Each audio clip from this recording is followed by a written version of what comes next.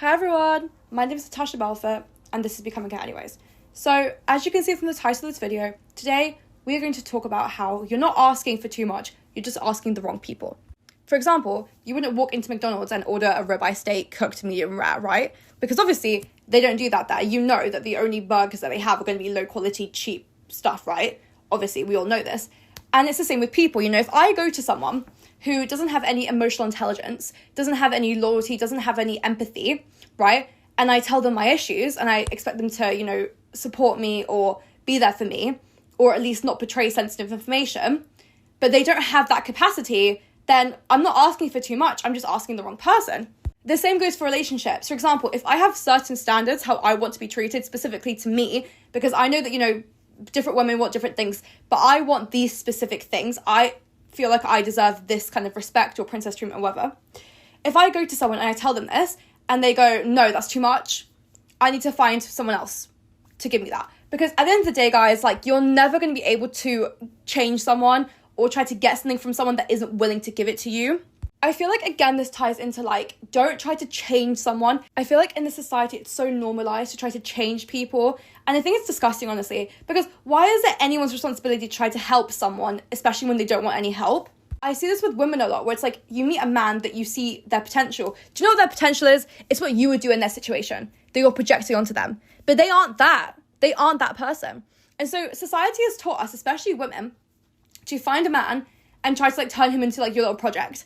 Help him. Do you know what happens? Guys, one of two things happens, okay? One, this guy leaves you after he gets a big glow up, or two, the guy is just gonna fucking ignore you. Yeah, he's gonna tell you that he's gonna change everything. Guys, by the way, when I talk about changing men, yes, obviously, you can tell a man how to be more physically attractive. Okay, tell him, go to this hairdresser or, use this shampoo or whatever. But you cannot change someone's personality. You cannot gentle parent them, okay? That's a full-grown man, okay? He's not a child, okay? He knows what he's doing wrong. There's a difference between communicating once what you want in your partner and, what you're kind of expecting, and there's a difference between you begging for literally bare minimum treatment, guys. And this actually is so common. I think it's so normalized, and I think it's really upsetting because, honestly, we deserve more than that, okay? We are women, okay? And honestly, guys, I feel like if you want a specific type of treatment, you need to hold your partner accountable. Listen, I have a whole list of things that I want my partner to be. Now, mine are very niche. People often make fun of me. Here's a really controversial one. I want my partner to be good at maths. I want my partner to have education in maths, further education in maths. People find that very strange, but it's just something that I want. I just love men that could do maths. And it's not just that, obviously. It's not oh, you can do maths, okay, you're going to be a great boyfriend, but it's more just the package. For example, for me, I would like it if, they didn't have any, family trauma, that, they had nuclear parents, that they had a good, childhood growing up. I would love that because I would like someone with stability in my life. I would also like someone who is very interested in education, very smart, very intelligent, but also very sweet and very, emotionally available. Now, listen, the one thing that I am willing to give up for my standards is the height. I know that my husband's going to be short. I just know it. Guys, honestly, someone once said something to me, 6-foot men who are intelligent, they're arrogant, and you can't date them. And that is so true. I have never met a man that was 6 foot tall and incredibly intelligent who wasn't a piece of shit. I'm sorry to all the 6 foot tall, smart men out there. If there is some nice ones, that's great. But I'm sure they have deficiencies in other areas. I have a theory that in every relationship, you have at least one deficiency from your ideal partner. So, for example, my ideal partner, he might lack one thing, at least one thing. But generally speaking, I think it's one thing. Because I think, generally speaking, when I've met men, it was normal, that actually, deserved to, be spoken to and, take me out and stuff. There was generally one deficiency that they had. Now, I would prefer it to be height. Actually, I only want it to be height. If you're short, but you're sweet and you're kind and you're caring and you're smart and, you're ambitious and, every other area is good. You're, funny and all that.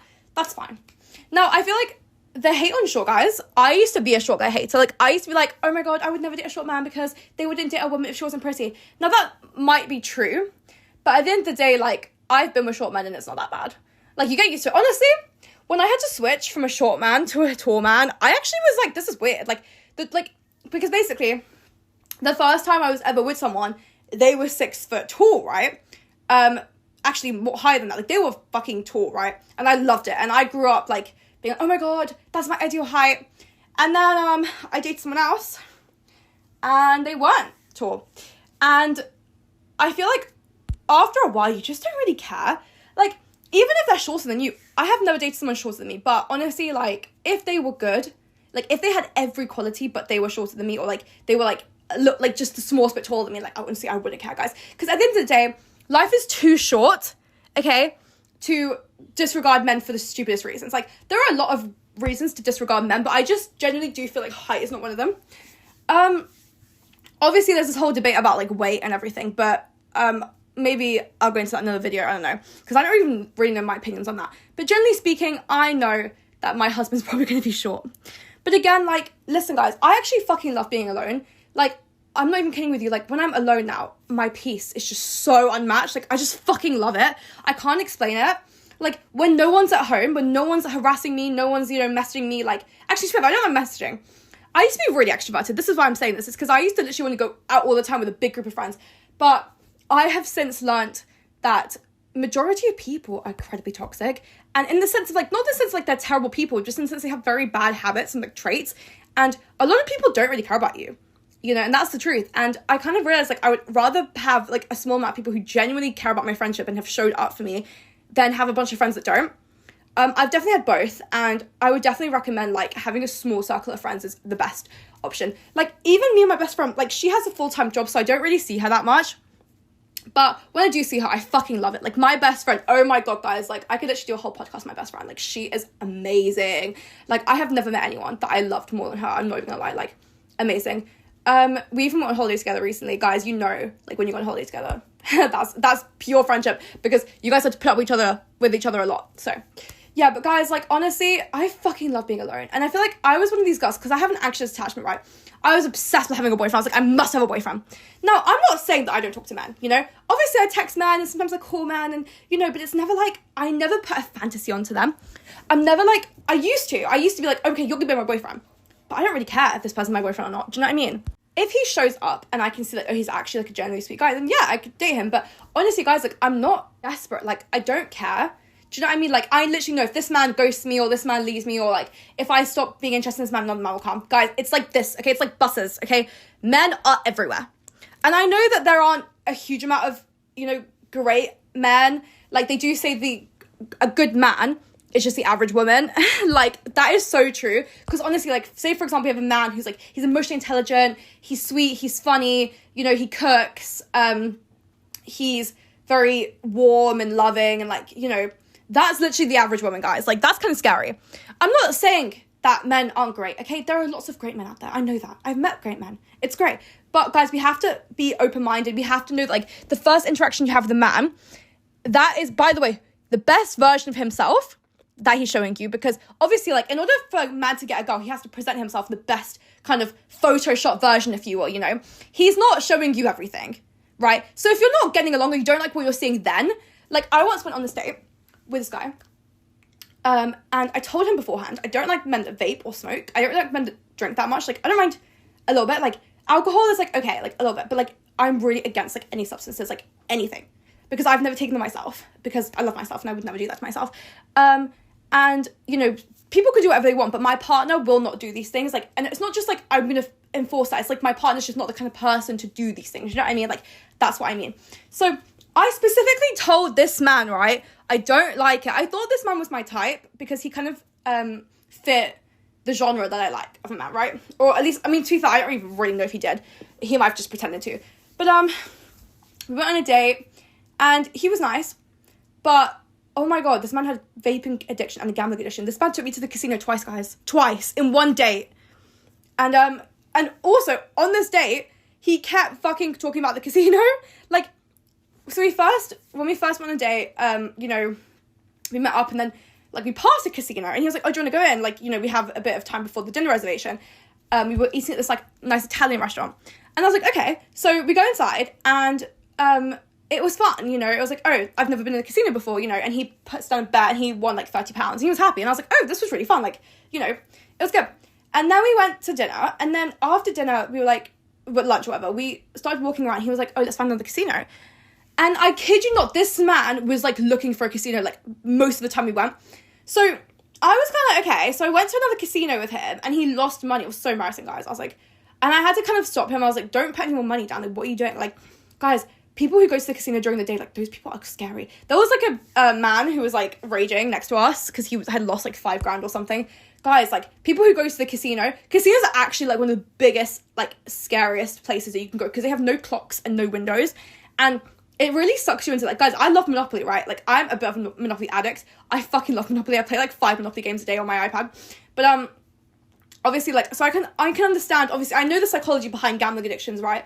But, because I did psychology. But, guys, oh my god, like, it was just so embarrassing for me. Like, obviously, I'm sad for this man that he has this, but, guys, like, on the first day, he couldn't even hide it. And also, not only that, but on his phone, he was also gambling. So I was just, like, in shock, like, also, this man did not tell me about this. He also didn't tell me, again, to the vaping thing. I told him I don't like men that vape. I wouldn't date a man that vapes. And he was like, oh, I do occasionally. This man brought a vape with him to our date and then kept doing it. Like, and I was just, like, and he smelled disgusting, guys. Honest to God. And then afterwards, like, he didn't even show me enough, like, emotional intelligence for me to kind of go, I mean, I wouldn't have even dated him anyway. But, do you know what I mean? Like, at least have something about you that isn't repulsive. Like, no, guys, I wasn't repulsed by him. Like, we were, like, hugging and, like, holding hands and stuff. Like, so it was, like, kind of romantic. It was romantic. Like, I wasn't repulsed by this man. Like, he was physically attractive and everything. But, guys, like, I wasn't kidding myself. Like, yeah, if I wanted to, this man would be my boyfriend today. I ghosted him. No, guys, I'm actually not a horrible person. It's because he just basically, like, didn't really put in much effort after the communication. Like, he went away, but he barely messaged me. And I just kind of thought, like, what the fuck? Like, he sent me some messages that were, like, they were corrected by autocorrect. So I didn't even fucking understand what they were saying. So I was so confused. And I was like, I'm not responding to this. Then the next morning, he sends me some more messages. He's just like, hey, sorry, I haven't responded. You know, how are you? And I just didn't want to respond to that. Because I was like, you know what? Women get messages that are like, when can I see you again? You know, what's your address so I can send you flowers? And I get this. I get, how are you? After a bunch of messages. And I was like, guys, like, fuck no. Like, I don't care. I'll be alone forever if I don't have to deal with that. Again, I really want to elaborate. This actually was a really nice man. Like, he actually was funny. He was, like, very sweet. He was very much, like, golden retriever energy. Like, he was, like, talking to everyone around him. Like, he'd make jokes with people. Like, he was very, like, sociable. And he had a lot of friends. Like, he was clearly very loved by a lot of, like, you know, women. In the sense of, like, he had a lot of female friends. You know, he was, like, constantly doing... Like, he was a private school boy as well, right? He was great. But honest to God, like, in the sense of, like, he was a nice guy, you know? I could tell, you know, he was a nice guy. But, like, guys, like, I did not go into that thinking, this is going to be my future husband. Do you know what I mean? Like, I didn't go into this thinking, like, you're going to be mine forever, you know? I wasn't desperate, because if I was desperate, I would date this man. But because I was like, no, I know my future husband is out there, and he's going to be amazing, and he's going to treat me amazing. He's going to be so intelligent, he's going to have great job prospects, he's going to be amazing, come from a lovely family. And guys, I won't settle for less. And guys, I just fucking love my alone space. Like, how can I even tell you? Like, I've been alone for a year now. I've not dated anyone. I've not been in a relationship. I know that a lot of people, when they break up, they jump straight into another relationship. I've experienced this. Not personally, but, like, I didn't do this, but I have had it kind of done to me, which wasn't very nice. But also, like, the other person, I suppose I never really processed what happened, because you don't really have that much time if you're already jumping into another relationship. So, guys, also, by the way, don't date someone who has just come from a breakup, because you are the replacement. Like, if they've just come out of a long year relationship where this girl was involved in every aspect of his life, including with his family, knew all his family, like, she is a huge part of his life, like, maybe not even today, but, like, she was, and he has just found a replacement, like, you look like her, and also you might be somewhat connected to her. I mean, like, guys, like, this is weird behavior, okay? Also, some men, like, they're genuinely just crazy, and, like, I just want you guys to be safe, okay? Make sure that the man that you're with has not just come out of a difficult breakup, like a breakup with someone he genuinely loved and cared about, like, showed a lot of affection for, because I just feel like that would be a difficult thing to have to deal with. I would never do that. Like, especially as, like, I feel like it's also hard on the girl, because, like, if you just came out of a breakup, like, do you know what I mean? It's just a bit weird, I think. I suppose everyone heals at different stages, but I don't know. Personally, if I met a man who was like, I just broke up with my one-year girlfriend 3 weeks ago or 3 months ago, I would say no. Because I'd be like, no, you're probably like... Because men, like, their breakup brains are different. Like, they break up with a girl, they feel relief, and then later on they start missing her. And you just don't want to be there for that. You know what I mean? Like, a year ago, fine. Like, you know, he's trying to move on. He's trying to find someone else. But, like, I mean, I suppose maybe 6 months is the minimum. But 3 months, guys, don't do it, okay? Because I've seen some shitty behavior. Don't do it. Guys, thank you so much for listening to me.